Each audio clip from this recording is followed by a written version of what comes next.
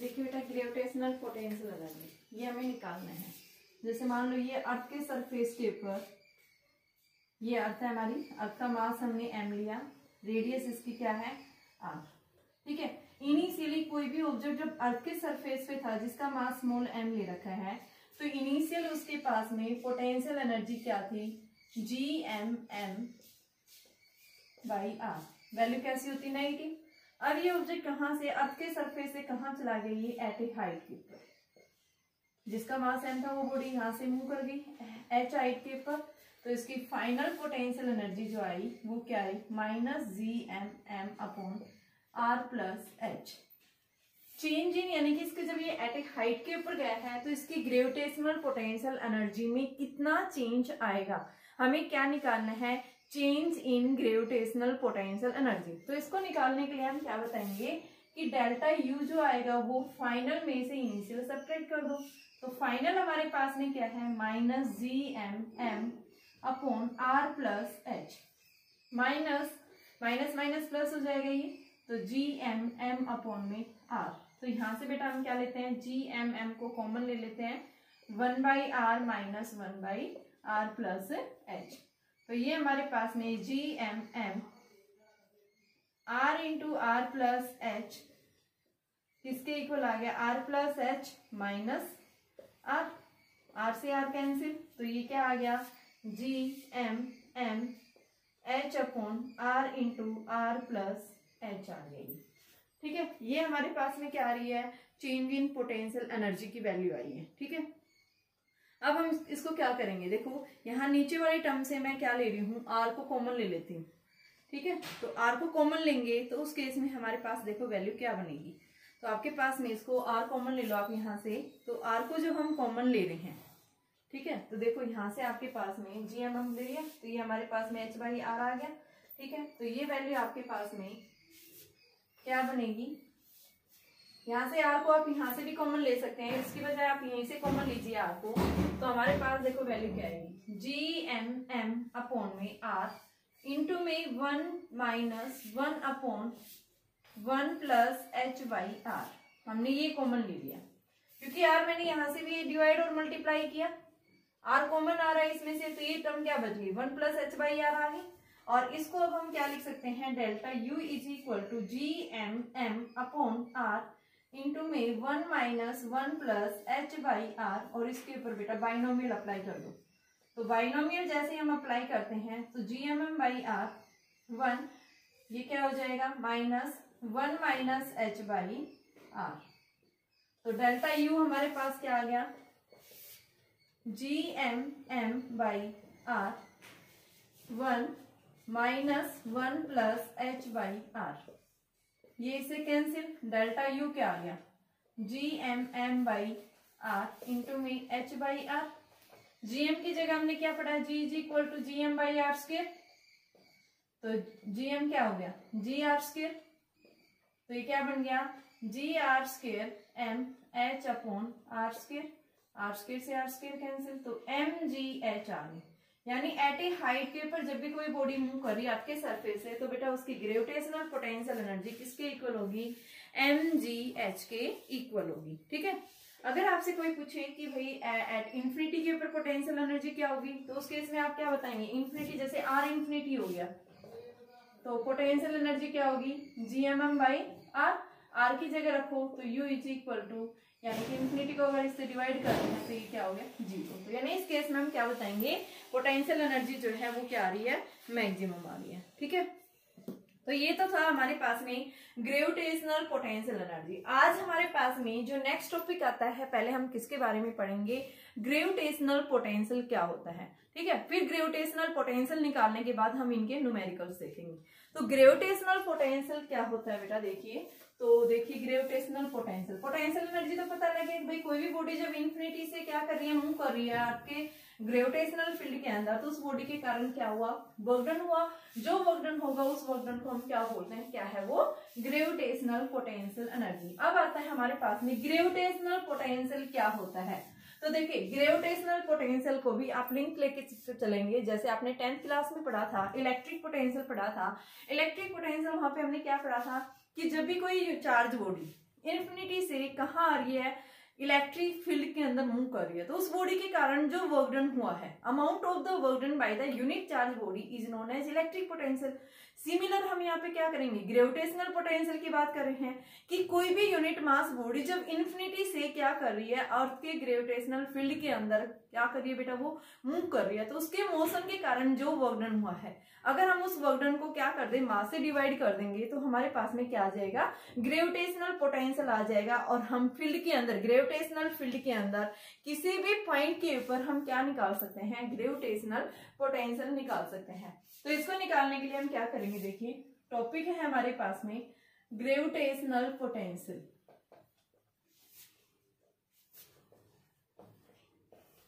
तो इसके लिए हमने क्या लिया, कंसीडर किया सबसे पहले कि मान लो ये क्या है, हमारी अर्थ है, अर्थ का मास m है, रेडियस क्या है, कैपिटल R। अर्थ के अंदर यानी कि इंफिनिटी से अर्थ के ग्रेविटेशनल फील्ड के अंदर कोई भी एक बॉडी मूव कर रही है इंफिनिटी से, मान लो इस पॉइंट पे आ गई, जहां अर्थ के सेंटर से ये डिस्टेंस क्या दे रखी है, r दे रखी है, ठीक है। तो ये बॉडी जब यहाँ पे आई है तो इस बॉडी का मास क्या है, m है। तो सबसे पहले हम पोटेंशियल की डेफिनेशन क्या बताएंगे कि amount of the work done by the unit mass body. जब इस बॉडी का मास क्या है, m है, तो बेटा क्यों कर रही है, क्योंकि अर्थ उसको अपनी तरफ क्या कर रही है, फोर्स लगा रही है, खींच रही है, ठीक है। तो फोर्स लगाने की वजह से वो बॉडी क्या कर रही है, अर्थ के सरफेस की तरफ क्या कर रही है, वो मूव कर रही है, ठीक है। तो मान लो सबसे पहले यहाँ पे जो फोर्स लगा, बॉडी का मास हमने क्या ले लिया, यूनिट मास ले लिया, यूनिट मास बॉडी मूव कर रही है। तो v इज इक्वल टू, यानी कि सबसे पहले फोर्स निकालोगी, फोर्स क्या होगा, gm m by R square. m की वैल्यू 1 है तो f क्या आ गया, gm बाई आर स्क्वायर हो गया। अब बॉडी एक पॉइंट से दूसरे पॉइंट की तरफ मूव करिए, मान लो ए से बी आ गई, तो बेटा वर्क डन क्या होगा, स्मॉल डिस्प्लेस होगी, तो वर्क डन भी स्मॉल होगा। F dot D R, F और डी आर दोनों सेम डायरेक्शन में है, तो F D R cos of zero, cos zero की वैल्यू क्या होती है 1, तो ये एफ डी आर आ गया।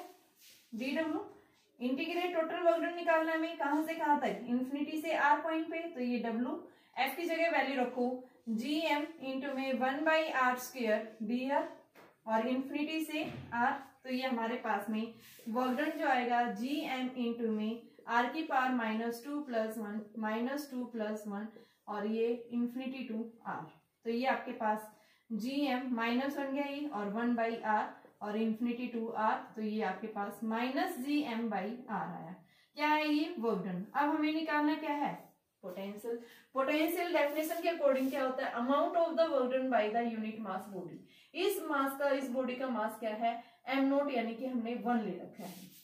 तो यहाँ पे जो वर्क डन होगा बेटा वो किसके इक्वल होगा, पोटेंशियल के इक्वल होगा, ठीक है। तो हम क्या बताएंगे, work will be equal to the potential, ठीक है। तो ये आपके पास में v is equal to -gm by r, ये हमारे पास में क्या होगा, ग्रेविटेशनल पोटेंशियल, ठीक है। तो ग्रेविटेशनल पोटेंशियल की यूनिट क्या होगी, जूल किलोग्राम इनवर्स, ऐसा यूनिट, या फिर डाइन ग्राम इनवर्स।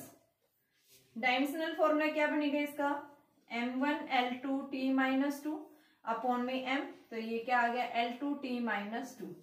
पोटेंशियल कैसी क्वांटिटी है, स्केलर क्वांटिटी है। कैसी क्वांटिटी है ये, स्केलर क्वांटिटी है, ठीक है। ठीक है, तो ये क्या है हमारे पास में ग्रेविटेशनल पोटेंशियल। इन्फिनिटी पे अगर r 0 इन्फिनिटी हो जाए तो उस केस में पोटेंशियल हम क्या बताएंगे, 0। जब r क्या हो रहा है, इन्फिनिटी, तो v क्या हो जाएगा आपका, 0 हो जाएगा। तो ये क्या है बेटा, ग्रेविटेशनल पोटेंशियल है, ठीक है। तो ग्रेविटेशनल पोटेंशियल हम क्या बताएंगे, क्या होती है, वैल्यू ये आती है। अब इसके साथ साथ मैं एक रिलेशन और बता देती हूँ, फिर हम क्वेश्चंस निकालेंगे कि होलो स्फीयर के लिए, सॉलिड स्फीयर के लिए पोटेंशियल की वैल्यू क्या होती है, ठीक है। तो अभी हमारे पास में नेक्स्ट टॉपिक आता है relation between electric potential and gravitational potential and gravitational field.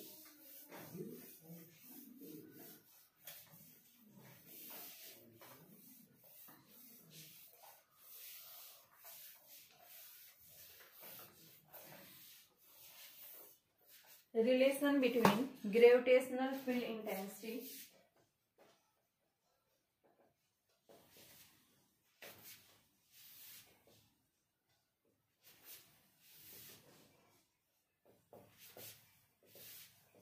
field intensity and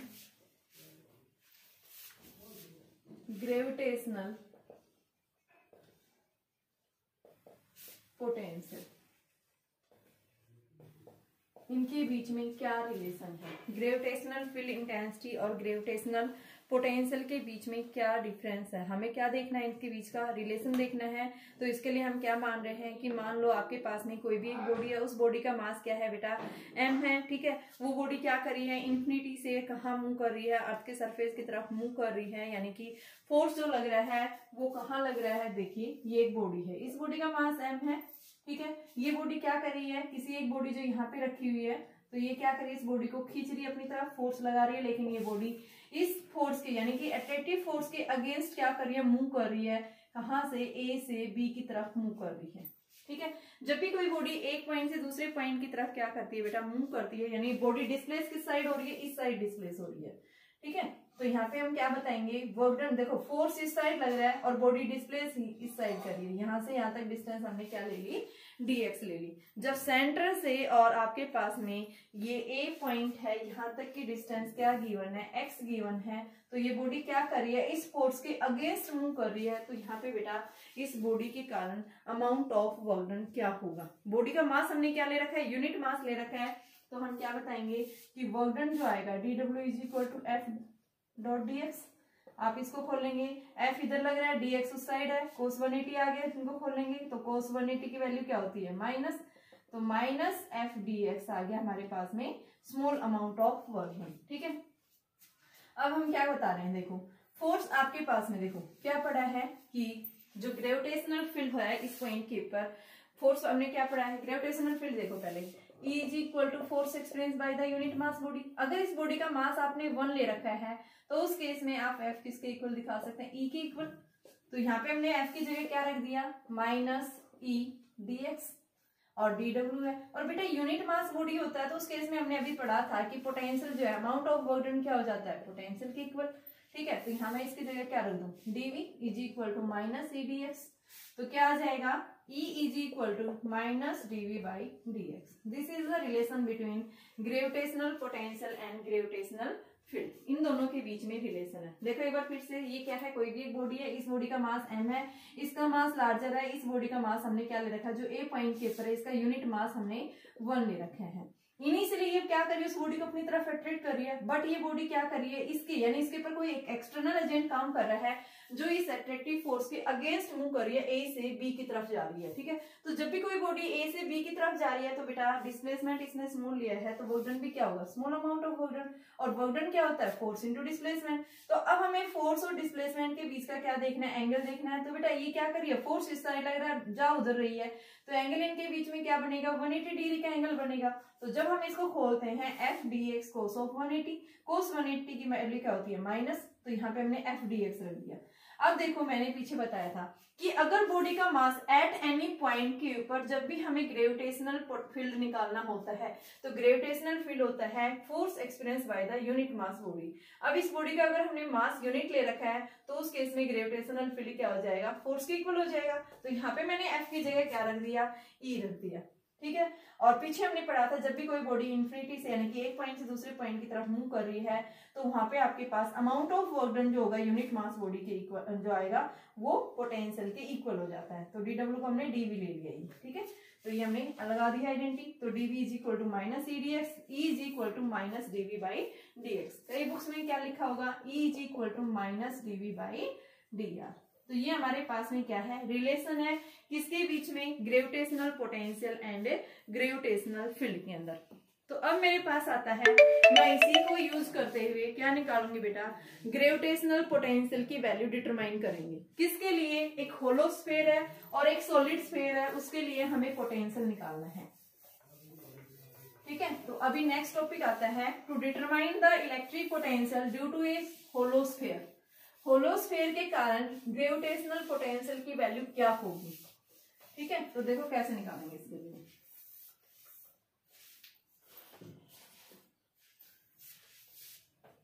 to determine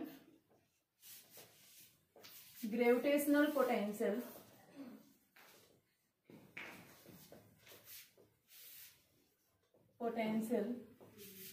due to hollow sphere. Hollow sphere के कारण क्या आएगा, तो देखो ये हमने क्या लिया, एक होलोस्फीयर। इस होलोस्फीयर का मास हमने m ले रखा है, रेडियस क्या है इसकी r। क्या करना है बेटा, होलोस्फीयर के आउटसाइड हमने कोई भी एक पॉइंट लिया, ये p पॉइंट, इस पॉइंट के ऊपर मास m है, सेंटर से इस पॉइंट की डिस्टेंस क्या गिवन है, r दे रखी है। हमें क्या करना है, इस p पॉइंट के ऊपर इलेक्ट्रिक पोटेंशियल ग्रेविटेशनल पोटेंशियल की वैल्यू को डिटरमाइन करना है, जहां पे आपके पास पॉइंट कहाँ लाई कर रहा है, आउटसाइड। ठीक है, तो उस केस में हम क्या बताएंगे, सबसे पहले हम क्या बताएंगे, ग्रेविटेशनल पोटेंशियल के लिए हम निकालने के लिए E is equal to minus D V by D R, ये रिलेशन यूज करूंगी मैं बार बार। तो डीवी निकालना है मुझे, E into D R.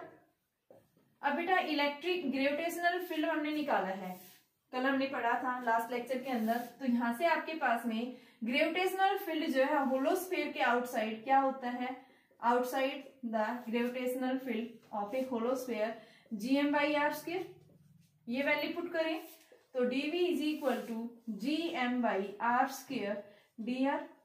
Integrate कहां से कहां तक भाई, इंफिनिटी से आई और कहां पे, आर पॉइंट पे गई है, तो इसका भी इंटीग्रेट करोगे तो ये v, तो gm आर की power minus two D R, infinity से आर इसको इंटीग्रेट करेंगे तो gm आर की power minus two plus one, minus two plus one, और लिमिट्स इसकी infinity to are.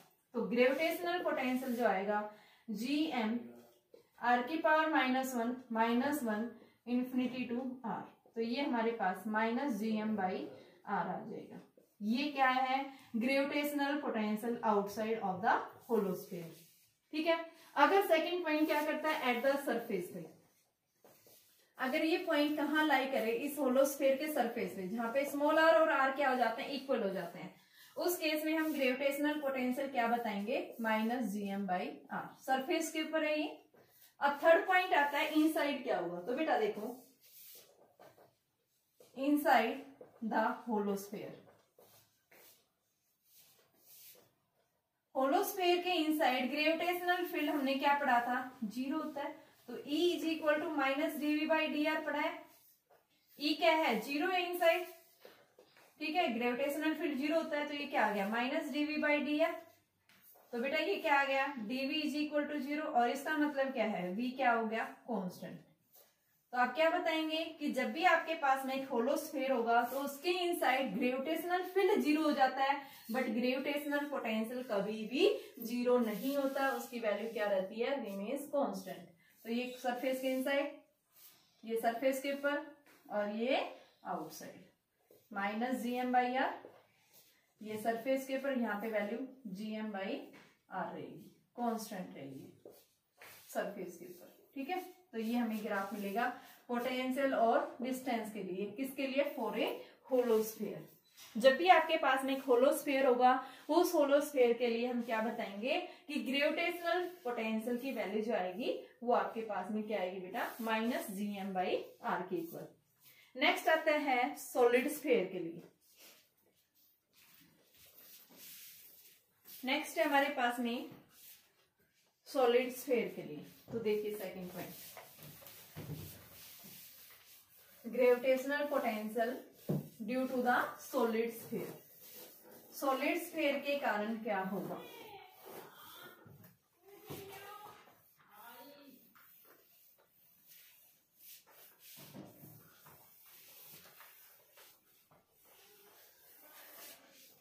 Gravitational potential due to the solid sphere.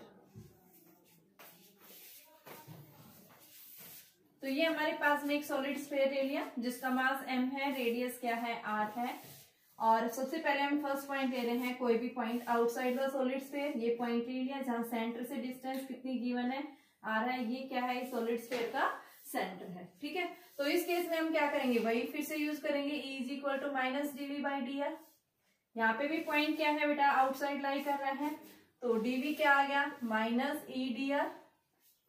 ई की value रखेंगे, gravitational field outside the solid sphere कितना आ रहा था, minus gm by R square D R. Total निकालने के लिए इसको इंटीग्रेट करेंगे, इंटीग्रेट कहां से, बॉडी कहां से आई है, इंफिनिटी से, और इस पॉइंट पे आर पे, तो इंफिनिटी टू आर, डीवी का इंटीग्रेशन करेंगे v minus G M common ले लो और आर की पावर -2 डी आर इंटीग्रेट करो इन्फिनिटी से आर, तो ये वैल्यू क्या आ गई माइनस जी एम आर की power -2 + 1 -2 + 1 integrate from infinity to R, तो आपके पास में क्या आ जाएगा minus G M minus minus plus हो गया, तो ये क्या बचा आर की पावर 1/r बचेगी और इंटीग्रेट इसको इन्फिनिटी टू आर, तो बेटा क्या वैल्यू आ गई आपके पास में ये प्लस हो जाएगा और ये वैल्यू आ गई हमारे पास में gm/r। पोटेंशियल हमेशा याद रखना कैसा होता है नेगेटिव, और यहाँ इस केस में हमारे पास में आप इसको क्या करो कि आपके पास में वैल्यू जो आ रही है E = यानी कि हम अप्लाई कर रहे हैं E = dv/dr, तो यहाँ से आप ये साइन मत लगाओ, हम डायरेक्ट इस तरह से E = dv/dr, तो यहाँ से वैल्यू आपके पास नेगेटिव आ रही है, ठीक है, तो v = gm/r। आउटसाइड आ गई, सरफेस पे क्या आ जाएगी at the surface small r और r क्या हो गई इक्वल, तो v क्या हो जाएगा -gm/r। ये कहाँ आया सरफेस के ऊपर। अब हमें कहाँ निकालना है इनसाइड, थर्ड पॉइंट है इफ पॉइंट जो है वो कहाँ लाई कर रहा है बेटा inside the sphere, solid sphere के इनसाइड लाई कर रहा है, उस केस में हमारे पास में ग्रेविटेशनल पोटेंशियल क्या होगा। तो इस केस में देखो हम क्या करेंगे, इनसाइड लाई कर रहा है, ये पॉइंट यहां से यहां अंदर आ रहा है, तो उस केस में अब मान लो पॉइंट ये आ गया, तो बेटा इसकी डिस्टेंस सेंटर से कितनी है स्मॉल r, तो इसके सराउंडिंग में हम एक सॉलिड स्फीयर कंसीडर करेंगे, ये हो गया, मास इसका m' होगा, तो पोटेंशियल क्या आएगा gm' r, यही होगा। अब देखिए एक बार ये वैल्यू E = -dv/, इनसाइड ले रहे हैं dv/dr, dv क्या होगा E × dr, और इनसाइड हमने फिल निकाला था, क्या आ रहा था हमारे पास में gm/r/r³dr, यही वैल्यू आ रही थी हमारे पास में, और इसको हमने इंटीग्रेट, अब इंटीग्रेट देखो कहां से कहां करेंगे, सरफेस से यहां जा रहा है, ठीक है, तो हमें इस पॉइंट फाइनल ये है और सरफेस से, तो पोटेंशियल डिफरेंस लो इनका Vp, मान लो ये पॉइंट कौन सा है P पॉइंट है, तो Vp - Vs सरफेस के ऊपर क्या आ रहा है gm/, इसको आप इंटीग्रेट कर दो, यहाँ पे इसका पोटेंशियल डिफरेंस मैंने रख दिया, और इंटीग्रेट बेटा कहां से कहां तक करेंगे r से r, r to r, तो ये gm/r³